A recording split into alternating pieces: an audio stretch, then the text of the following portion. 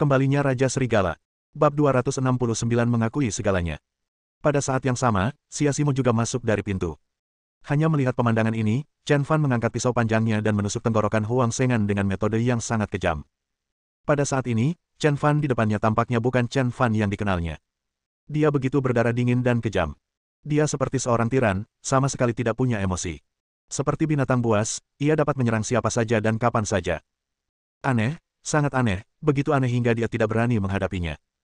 Ini bahkan lebih mengerikan daripada 2 kali kegilaan sebelumnya. Dia tersandung, pikirannya menjadi kosong, dan dia hampir jatuh ke tanah. Chen Fan tentu saja juga memperhatikan Xia Simo di sebelahnya. Dia tahu bahwa kebenaran tidak bisa lagi disembunyikan, dan air akan menelan sedikit misteri terakhir di antara mereka. Sudah waktunya untuk mengaku padanya. Sebagai istri Raja Serigala, dia tidak perlu menjalani kehidupan yang pemalu. Dia harus berdiri di panggung tertinggi, termahal, dan termudah, menikmati dukungan dan rasa hormat dari dunia. Dia adalah raja dan dia adalah ratu. Tidak ada yang disembunyikan. Dia meraih Xia Simo yang hendak terjatuh, dan berkata dengan lembut, apakah kamu melihatnya? Aku melihatnya. Jawab Xia Simo. Anda mungkin sudah sampai. Tanya Chen Fan lagi. Aku melihat semuanya, jawab Xia Simo. Chen Fan tersenyum dan berkata, ya, saya membunuh mereka. Kau akan mati, dan kau akan dihukum. Xia Simo menangis terseduh-seduh. Ia tidak mau menerima kenyataan ini. Ia tidak bisa hidup tanpa Chen Fan. Chen Fan menggelengkan kepalanya, menyingkirkan rambut di dahi Xia Simo, dan berkata, tidak. Aku tidak akan mati, dan aku tidak akan diberi sanksi. Tidak seorang pun dapat memberi sanksi kepadaku. Pada saat yang sama, mereka pantas mati. Chen Fan. Xia Simo mendengarkan penjelasan Chen Fan. Dia merasa bahwa Chen Fan akan memulai jalan yang tidak bisa kembali. Namun dia salah besar.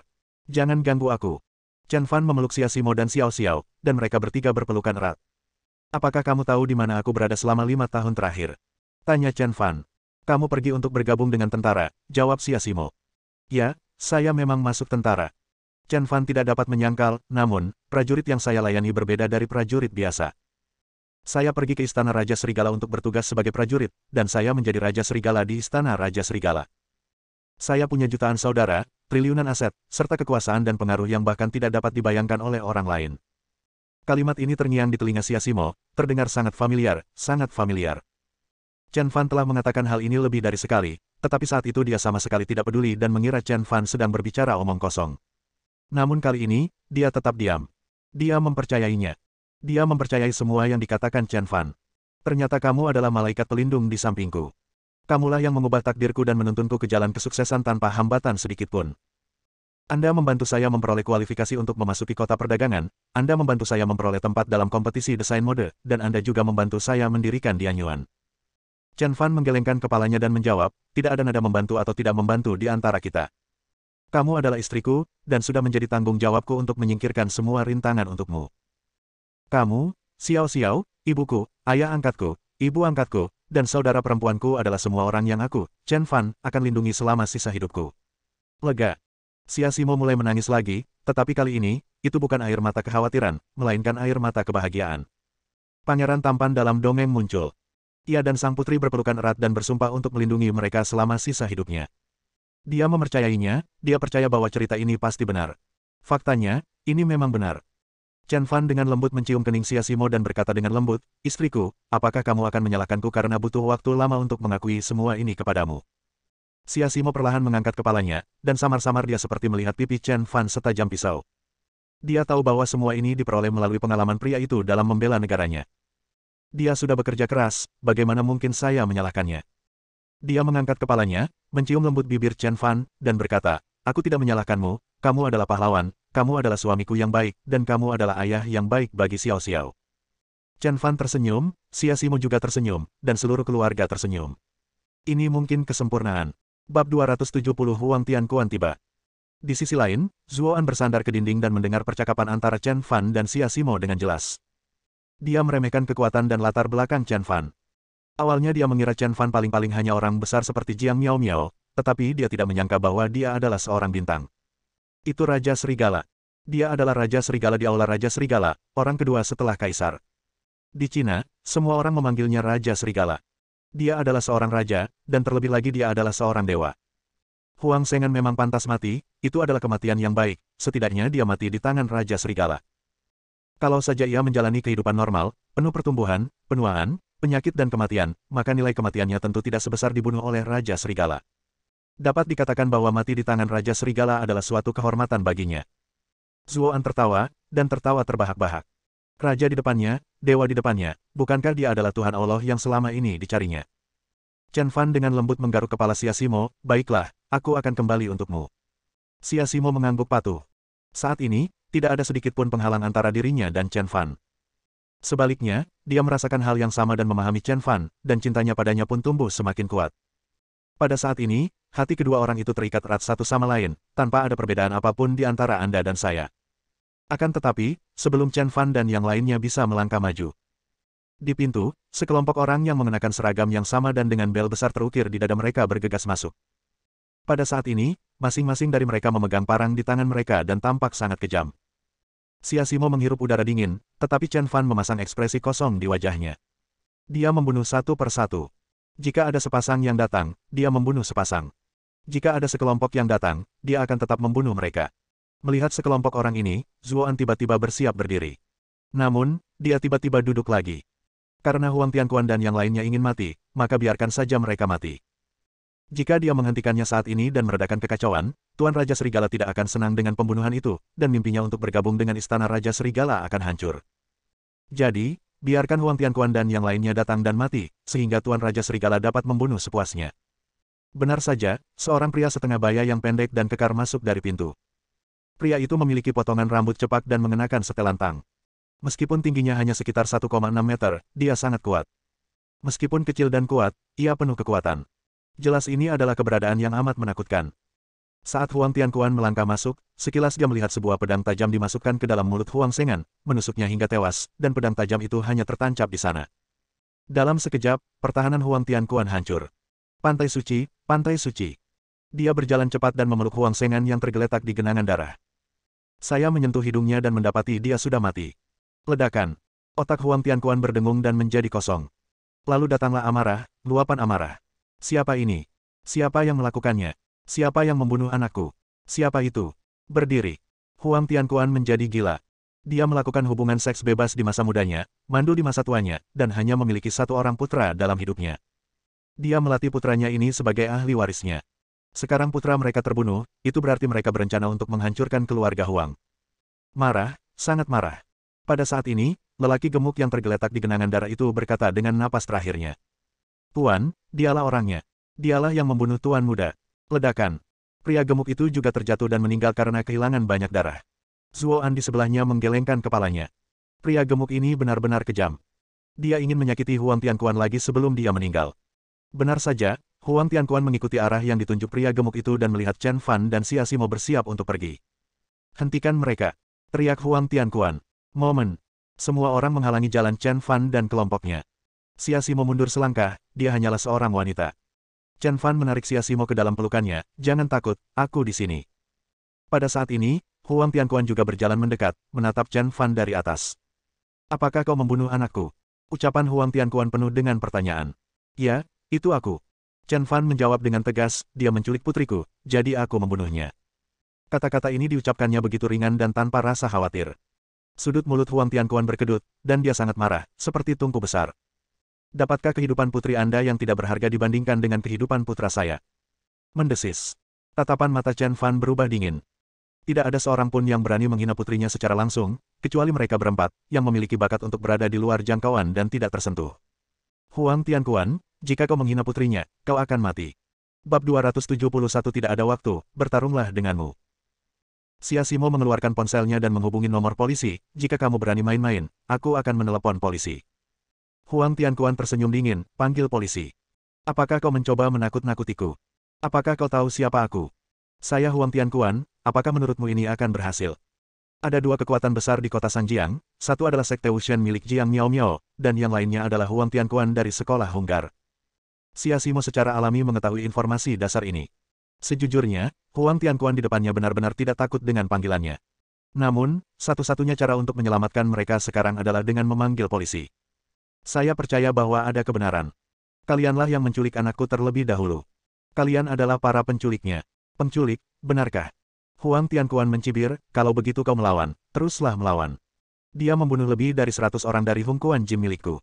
Mari kita lihat siapa yang akan dihabisi. Mendesis. Xia Ximo menarik napas dalam-dalam dan seluruh tubuhnya mulai gemetar. Benar, itu lebih dari 100 nyawa. Apa? Kau tidak berani bertarung? Huang Tianquan mencibir ketika melihat Xia Ximo ragu-ragu. Chen Fan mengambil ponsel dari tangan Xia Ximo sambil tersenyum dan menekan layar. Pada saat yang sama, dia menatap Huang Tianquan yang sombong dan berkata, tidak ada gunanya menelepon.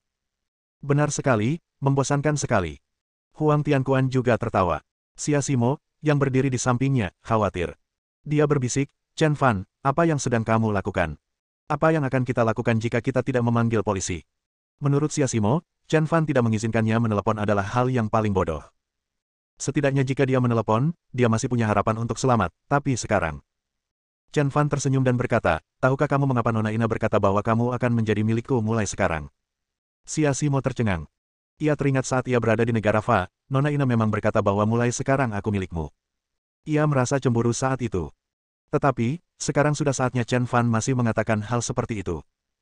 Chen Fan berkata perlahan, itu karena dia tahu bahwa aku telah memusnahkan keluarga Bell, jadi dia memihak terlebih dahulu. Ledakan. Xia Ximo berdiri di sana seperti sepotong tebu. Dia tidak percaya bahwa Chen Fan telah memusnahkan keluarga Bell. Dia tahu tentang keluarga Bell. Itu adalah salah satu dari 4 keluarga besar di Kyoto, ibu kota negara Fu. Kekuatannya begitu dahsyat hingga menakutkan. Namun, keluarga yang kuat seperti itu dihancurkan oleh Chen Fan. Dia tidak percaya. Tetapi setelah memikirkan kembali semuanya, dia terpaksa mempercayainya. Setelah apa yang terjadi di negara Fa hari itu, keluarga Bell tidak menimbulkan masalah baginya. Kemudian, sikap Bu Ina terhadap dirinya sendiri berubah 180 derajat. Bahkan ketika dia pergi ke kantor pusat YSL, orang-orang memandangnya dengan kagum. Awalnya dia bingung, tetapi sekarang dia mengerti. Chen Fan tersenyum tipis, karena Aula Hongquan ingin bermain, mari kita hancurkan. Dengan baik. Setelah kata-kata ini diucapkan, Huang Tianquan memimpin dan benar-benar bingung. Bukankah seharusnya kau bersujud, mengakui kesalahanmu, dan memohon belas kasihan? Mengapa kita ingin menghancurkan Hunggar Gym? Lalu, terdengar suara tawa, gelak tawa. Semua orang tertawa, termasuk Huang Tianquan. Kamu bilang kamu ingin menghancurkan Hung Fish Gym milikku. Kenapa tidak? Tanya Chen Fan tanpa ekspresi. Hahaha. Masih ada tawa. Hanya Zuoan di sebelahnya yang menggelengkan kepalanya, betapa indahnya, mati sambil tersenyum. Mata Huang Tianquan terfokus tajam, dan dia mengeluarkan satu set cincin tinju besi dari sakunya dan menempelkannya di teleponnya. Saya ingin melihat bagaimana kamu bisa menghancurkan Hongquan Gym milikku. Klik. Huang Tianquan melambaikan tangannya, dan semua orang segera berdiri siap, melambaikan parang di tangan mereka. Dan pada saat ini, terdengar suara wow. Xiao Xiao yang sedang berbaring telentang di tubuh Chen Fan terbangun dan melihat ada orang-orang jahat dengan parang di dekatnya.